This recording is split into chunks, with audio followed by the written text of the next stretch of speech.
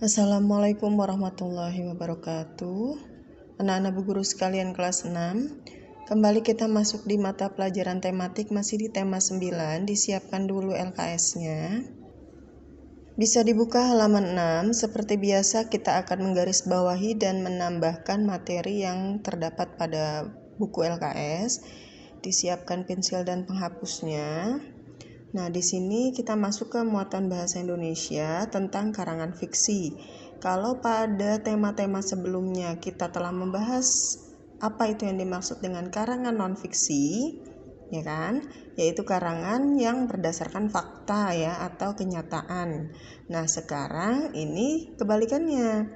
Karangan fiksi. Apa itu karangan fiksi? Nah, di garis bawahi di baris yang pertama, karangan fiksi adalah karangan yang berisi kisah atau cerita yang dibuat berdasarkan hayalan atau imajinasi pengarang. Di baris ketiga sebelah kanan, biasanya berbentuk novel dan cerita pendek. Kemudian di bawahnya, tokoh utama merupakan tokoh yang banyak diceritakan dalam sebuah karangan. Sedangkan tokoh tambahan merupakan tokoh yang mendukung tokoh utama. Bisa anak-anak tambahkan di halaman 7 di bagian atas ataupun tempat yang kosong. Di sini ada beberapa unsur dari cerita fiksi. Nah, di cerita fiksi ini ada apa saja unsur-unsurnya?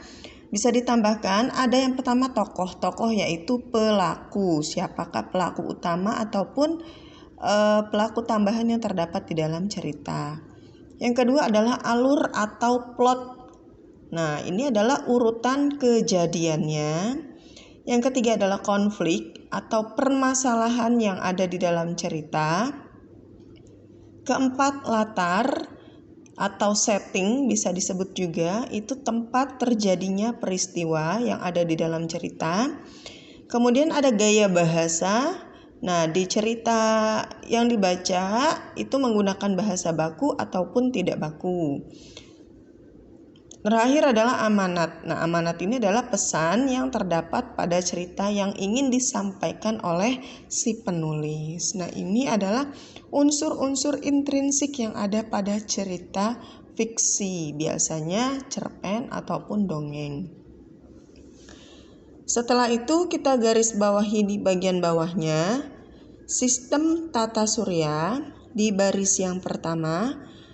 Sistem tata surya adalah semua benda-benda yang ada di langit seperti planet, matahari, satelit, asteroid, satelit bumi, dan lain sebagainya yang ada di langit.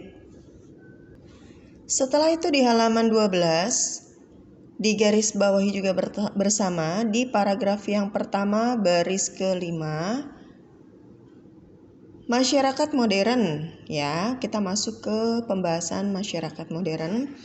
Modernisasi berarti proses menuju masa kini atau proses menuju masyarakat yang modern. Bisa juga diartikan sebagai perubahan dari masyarakat yang semula tradisional menuju ke masyarakat yang maju. Lalu di halaman 15 bisa juga anak-anak tambahkan, di sini ada judul dampak dari modernisasi. Tadi dampak perubahan ya dari masyarakat yang semula tradisional ke masyarakat yang sekarang modern. Nah, ada dampak positifnya, ada dampak negatifnya. Bisa anak-anak tambahkan di bagian yang kosong. Nah, di sini kita tulis dulu dampak positifnya. Yang pertama, masyarakat lebih maju dan terbuka pemikirannya. Nah, tulisannya begitu ya. Masyarakat lebih maju dan terbuka pemikirannya. Itu strip yang pertama. Kemudian strip yang kedua, iptek itu lebih berkembang. Yang ketiga, industri transportasi dan telekomunikasi berkembang. Yang keempat, kesadaran masyarakat dalam berpolitik itu meningkat. Nah, ditulisnya Bisa seperti ini, bisa juga meningkat gitu ya, berpolitik meningkat. Nah, ini dampak baiknya atau dampak positifnya. Nah, selain berdampak positif, modernisasi yang kita alami saat ini juga berdampak negatif atau kurang baik. Apa saja? Yang pertama, stripnya yang pertama ya, ini dampak negatif ya. Adanya kesenjangan masyarakat. Ya. Kemudian ada pencemaran lingkungan, ada tingginya kriminalitas dan tingginya konsumerisme. Jadi tingkat konsumen, tingkat pemakaian barang yang dihasilkan pada zaman modern ini tinggi dibandingkan dengan tingkat produktivitasnya. Nah, setelah anak-anak tambahkan di bagian bawah di sini ada tabel dampak positif atau negatifkah pernyataan yang ada di sebelah kiri. Yang pertama, budaya konsumerisme ditandai adanya sekelompok masyarakat yang selalu ingin memiliki barang yang baru. Nah, ini tadi ya, konsumerisme di sini merupakan dampak negatif, berarti bisa di checklist negatifnya. Yang kedua, adanya kemajuan iptek. Nah, ini merupakan dampak positif. Kemudian ada fasilitas teknis yang mempercepat produksi. Nah, ini dampak positif. Yang keempat, timbulnya kelompok sosial tertentu. Nah, yang ini ada kelompok sosialita, yang kaya kelompok berteman dengan yang kaya, yang miskin juga semakin miskin. Nah, ini merupakan dampak negatif dari modernisasi.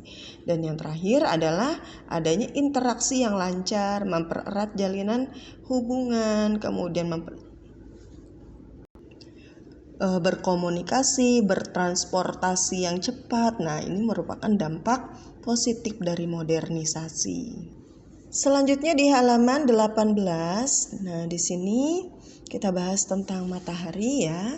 Di garis bawahi bersama, matahari adalah salah satu bintang di dalam galaksi Bima Sakti atau the Milky Way ya, yang kemarin sudah kalian garis bawahi bersama. Nah, ternyata matahari itu seperti bumi, memiliki lapisan-lapisan dari dalam keluar atau sebaliknya. Nah, di bagian bawah sini Bu Guru sudah tuliskan, anak-anak bisa juga menyalinnya di kotak yang ada di bawah. Jadi susunan dari matahari itu yang pertama ada inti matahari ini di bagian dalam ya.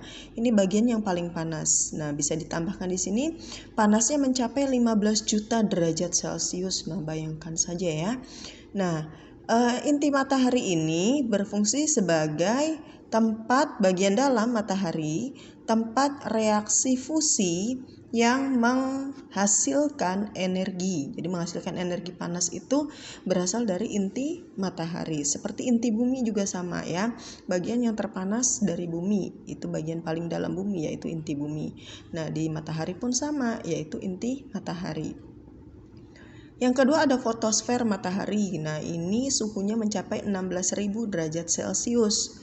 Nah, fotosfer ini merupakan permukaan matahari, atau kalau di bumi ini seperti permukaan bumi yang kita injak ini tanah ya, atau bagian yang mengeluarkan cahaya untuk penerangan planet-planet. Nah, jadi yang menerangi planet dari mulai Merkurius sampai dengan Neptunus ini adalah bagian dari fotosfer matahari. Kemudian kromosfer matahari ini suhunya mencapai 9.800 derajat Celcius. Nah, kromosfer ini juga bisa disebut sebagai atmosfernya matahari. Ya, jadi seperti bumi yang punya atmosfer, matahari juga memiliki atmosfer. Nah, ternyata si kromosfer ini akan terlihat berbentuk seperti gelang berwarna merah yang mengelilingi bulan saat terjadi gerhana matahari. Nah, ini bisa anak-anak tuliskan ya. Selanjutnya di bagian bawah, nah di sini ada cerita ya, salah satu cerita fiksi. Judulnya adalah Si Katak Tuli. Nah, bisa anak-anak baca. Nah, kemudian di halaman 19-nya ini ada tabel tentang cerita fiksi Si Katak Tuli tadi. Nah, ini Bu Guru contohkan ya. Judulnya adalah Si Katak Tuli. Ini boleh anak-anak tulis, boleh tidak. Kemudian alurnya, tadi alur itu adalah jalan ceritanya, urutan kejadiannya. Jadi alurnya maju atau ke alur mundur. Kalau alurnya maju, berarti di sini ada kata kunci pada suatu hari. Nah, berarti ini alurnya maju. Berarti urutan kejadiannya maju ke depan, masa depan.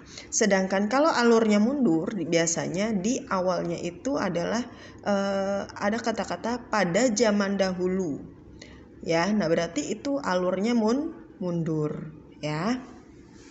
Kita lanjutkan lagi. Nah, tempatnya, nah di sini setelah anak-anak baca, ternyata tempat kejadian dari cerita si katak tuli itu adalah puncak menara.